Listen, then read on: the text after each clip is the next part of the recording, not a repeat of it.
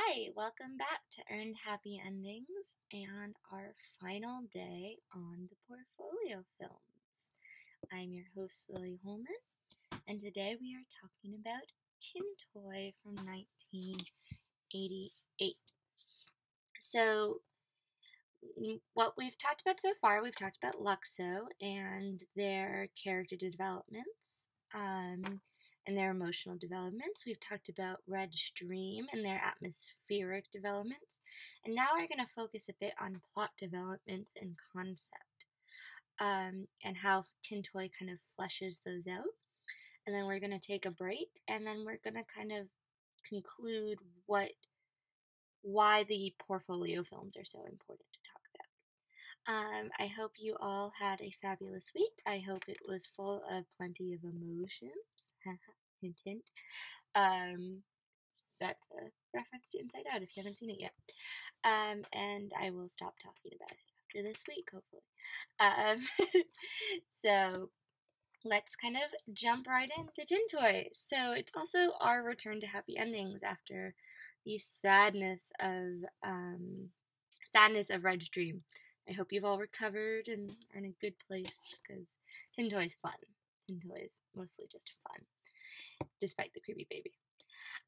So Tin Toy was made in 1988, like I said, a full 2 years after Luxo Jr. and about a year after Red's Dream. And it is the final key component of basic Pixar storytelling, which is a fully realized plot with significant and elaborate action.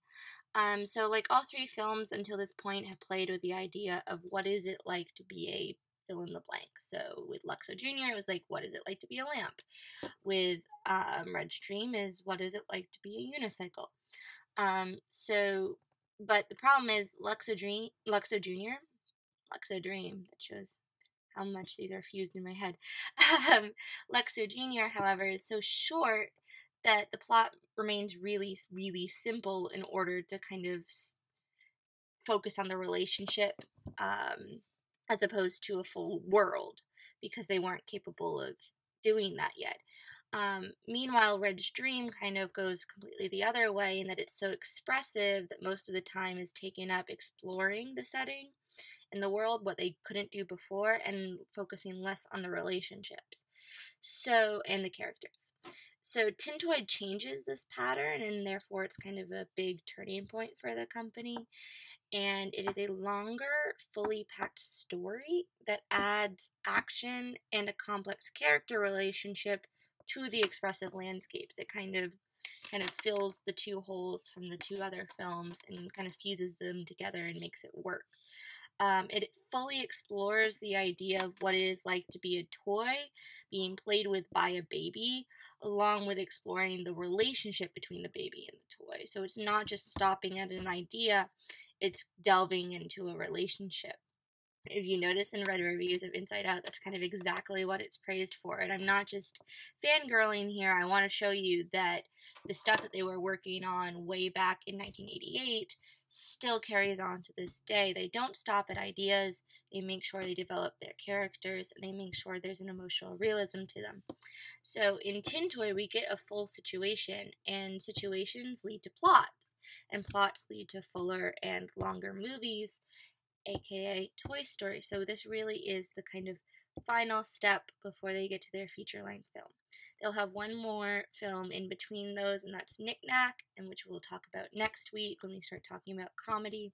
But this really is the kind of final step they needed before they got to Toy Story.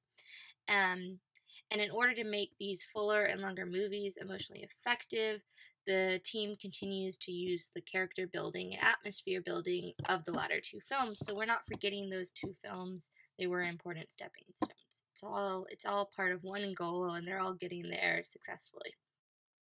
Otherwise, we wouldn't be talking about them. So let's dive into the movie itself, and I'm gonna do even more kind of a shot-by-shot breakdown of Tin Toy, even more so than I did with the others. So, and that kind of, again, shows how intricate this movie is and how much they make use of every single shot. So the first shot of Tin Toy after the credits is an introduction to our main protagonist, Tinny. Yep, he has a name, it's Tinny. This is the fun thing about studying behind the scenes work. A lot of these characters that have no name actually do have names.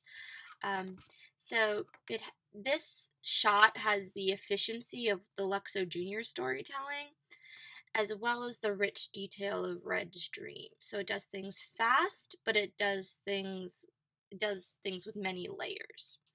It's kind of like why a Pixar film is very stands up to the test of time, and you can kind of watch them over and over again. Is while you comprehend it the first time around, you miss things, miss little Easter eggs that you catch later on. And it's because they spend so long on these and care so much. There are a lot of details. So this is kind of a single shot that uses a moving camera. So while we don't cut, we do move. And the camera begins on a wood grain floor, much like Luxo, and tracks right to show off a gray bag. And it shows off a gray bag, then it shows off the tin toy box, then it shows off baby toys, and then stops when he gets to Tinny, the one-man band toy. There we get a tilt upwards to put Tinny in a medium close-up, where his eyes start moving back and forth. And so this shot actually has a lot of information in it, and you might not have realized that when you were watching because you're so engrossed in the film, but this one shot contains a lot of really key information. So at its most basic level, it introduces the audience to the few feet of floor in front of the coffee table where most of the action is going to take place. So key setting is introduced in the shot. And then it highlights 3 major props other than Tinny, all of which will come into play later on in the film. So you get the bag, the box, and the toys. So the presence of the toys foreshadows the future presence of the baby. That's key. You're realizing, again, much like the ball in Luxo Jr., that this is going to be a film about a child. And then it introduces Tinny, who is marked as our protagonist by the title and the box. So we know exactly who he is even when we first see him. And we also know that he is who we're supposed to be focusing on because we've already been told that by the credits and the box. So he's clearly a toy, but that quick shifting of the eyes makes sure that we know he is also alive and that he is a new toy who is unfamiliar with the world. So he's looking around the world just like we are. A toy familiar with this environment would not need to look around like that. So we know he's new and we know who he's supposed to focus on, and therefore he's also going to be our access point into this world because he's going to be exploring it along with us. So a lot to take in there. And by the end of this one shot, we know where everything is going to happen, what is going to be used, and who we are going to align with. And that, again, that eye moment cements that alignment because he shares our curiosity and confusion. It's Luxo all over again. We're all feeling the same emotion. It's exploration. It's this desire to explore, and it's a curiosity. And then let's not forget about sound. As we've seen, sound is incredibly important in these films.